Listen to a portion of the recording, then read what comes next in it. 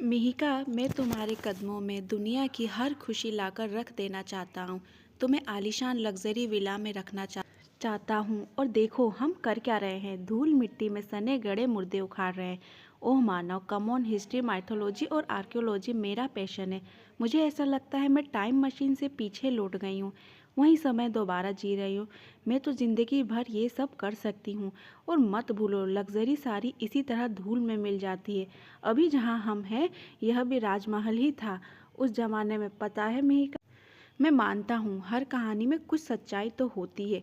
यह काम मैंने इसलिए चुना, क्या पता कोई गड़ा खजाना या प्राचीन गुप्त विद्या, कोई सिद्धि ही मिल जाए, कोई जिन, कोई यक्षिणी ही मानो।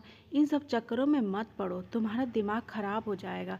मैं तुम्हें खोना नहीं चाहती किसी कीमत पर। अरे यार, तुम तो इतनी सेंटी हो रही हो जैसे सचमुच ही। खैर छोड़ो, देखो राधा दीदी ने चाय बना ली या नहीं। अब इस वीराने में कैफ़े तो मिलने से रहा।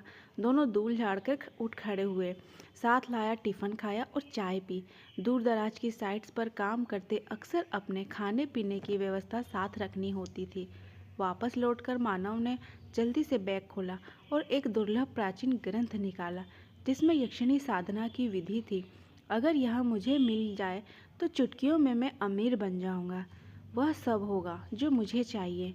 बस इतने समय मिहिका को अपने से दूर रखना होगा। एक बार मैं सब कुछ पा लूँ, फिर दोनों हमेशा खुश रहेंगे। आखिर को बड़ी मुश्किलों से उसने मिहिका को आगे की पढ़ाई के लिए अमेरिका जाने को तैयार कर लिया। पूर्णिमा की रात शमशान में वह भोजपत्र पर लाल चंदन से अनार की कलम द्वारा किसी यक्षिणी का नाम लिखकर उसका आह्वान कर रहा था। पिछले कई दिनों से वह व्रत और 1 लाख बार मंत्र जाप कर रहा था। तभी चांद बादलों में ढक गया, मौसम खराब हो गया, तेज बिजलियां चमकने लगी और मूसलाधार बारिश शुरू हो गई। मानव ने आंखें खोली और जो देखा उसको मानो लकवा मार गया। जमीन तक लुढ़कते लंबे घने काले बाल, लाल लाल बड़ी आंखें, दोनों कानों तक फैली भयानक मुस्कान के साथ बड़े बड़े दांत और जला हुआ चेहरा। उसके सामने एक भयंकर दैत्याकार आकृति खड़ी थी। तू मेरा वर्ण करना चाहता है ना? ठीक है, मैं सदा सर्वदा तेरे साथ रहूंगी।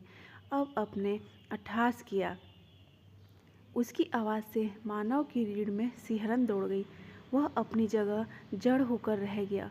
क्या हुआ? कुछ बोलेगा नहीं? वह फिर दहाड़ी, लेकिन मानव की जुबान ताल से चिपक गई थी। हा हा हा हा, दुर्लभ पुरुष भयानक हंसी हंसकर वह गायब हो गई। सब कुछ पहले जैसा हो गया। ओ नहीं, मेरी साधना विफल हो गई, लेकिन मैं प्रयास नहीं छोड़ूंगा। अगली पूर्णमासी फिर आऊँगा। इस बार उसका निश्चय और पक्का हो गया था। सारी विधियां करके उसने 108 बार आहुति देकर हवन पूरा किया। इस बार जो उसके सामने प्रकट हुई थी उसे देखकर मानव के होश ही उड़ गए। यह कोई भयानक पिशाचिनी नहीं बल्कि अनित सुंदरी थी। इतनी सुंदरता उसने सपनों में भी कभी नहीं देखी थी। तो तेरा संकल्प पक्का निकला। मेरे भयानक रूप से एक बार विचलित होकर भी तू पुनः आ गया। पर तू जानता है ना कि मेरा वर्ण बस प्रेमिका के रूप में ही किया जा सकता है। मेरे अलावा तू किसी और स्त्री के बारे में सोच भी नहीं सकता और मुझे हर रात्रि संतुष्ट करना पड़ेगा। मेरे साथ अन्याय, कच्चा मांस और मदिरा का सेवन करना होगा। उस समय मानव उसके रूप और अलौकिक आभा के मोहजाल में ऐसा फंसा कि उसकी हर बात पर बस हाँ ही किए जा रहा था। और उसे कुछ ही दिनों में उसके पास सब कुछ था। करोड़ों का बैंक बैलेंस, अलग अलग देशों में बंगले, फैक्ट्रियाँ और संसार की सबसे सुंदर स्त्री। वह बाकी सब कुछ भूल चुका था। 5 साल कैसे निकल गए उसे पता ही नहीं चला। पर अब वह बेचैन सा रहने लगा था। मुझे अपना परिवार चाहिए, एक बीवी चाहिए जो बस बिस्तर में मेरे साथ ना हो, बल्कि जिसके साथ मैं अपनी सारी बातें शेयर कर सकूं।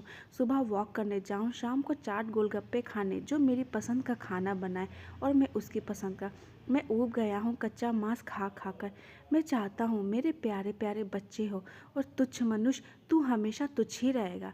तुझे संसार का हर दैवी ऐश्वर्य मिल जाए, तब भी तेरी तुच्छता तुझे वापस पाताल में ही घसीटेगी। चीर यौवना सुंदरी को छोड़कर तू ऐसी स्त्री की इच्छा करता है जो शीघ्र ही बूढ़ी होकर मर जाएगी। तू कृतज्ञ ही रहेगा। कौन है वह स्त्री? यक्षिणी ने उसके माथे पर हाथ रखा। ओह, मिहिका है। अब वह जीवित नहीं बचेगी। नहीं, तुम मिहिका को कुछ नहीं करोगी। मैं तुम्हारी इच्छा पूर्ति करता आया हूँ। हमेशा से उसे छोड़ दो। बस संभव ही नहीं है। मेरी केवल एक ही शर्त थी, मेरे सिवा किसी स्त्री के बारे में सोचना भी मत। अब तो उसे मरना ही होगा, नहीं तो मैं तुझे मार दूंगी। यक्षिणी बहुत क्रोध में थी। ठीक है, मार दो, मुझे नहीं चाहिए यह धन दौलत भी। तुम्हारी मिहिका की जान मत लो। बस उसके इतना इतना कहते ही उसका बंगला एक राख के ढेर में बदल गया। यक्षिणी भी गायब हो चुकी थी। तभी उसका फ़ोन बजा और खबर मिली कि अमेरिका में एक रोड एक्सीडेंट में मिहिका की मौत हो गई है। मानव वहीं ढह गया और फूट फूट कर रोने लगा। मैं दौलत के नशे में इतना अंधा हो चुका था कि असली सुख ठुकरा बैठा। मुझे मरना चाहिए था, पर मेरे कर्मों की सज़ा तुम्हें मिली मिहिका। काश मैं सब कुछ ठीक कर सकता, बस एक मौका मिलता। अगर मुझे मानव मानव उठो, क्या हो गया है तुम्हें?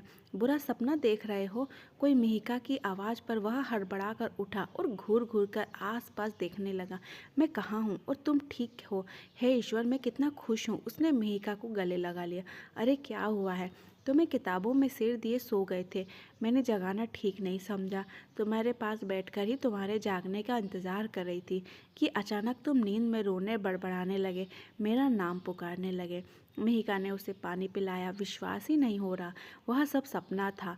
वह 5 साल तक यक्षिणी मानव समझ नहीं पा रहा था वह सपना था, वह अब सपने में है। यह पूरा संसार ही भगवान विष्णु का देखा स्वप्न है, ऐसा कहते हैं।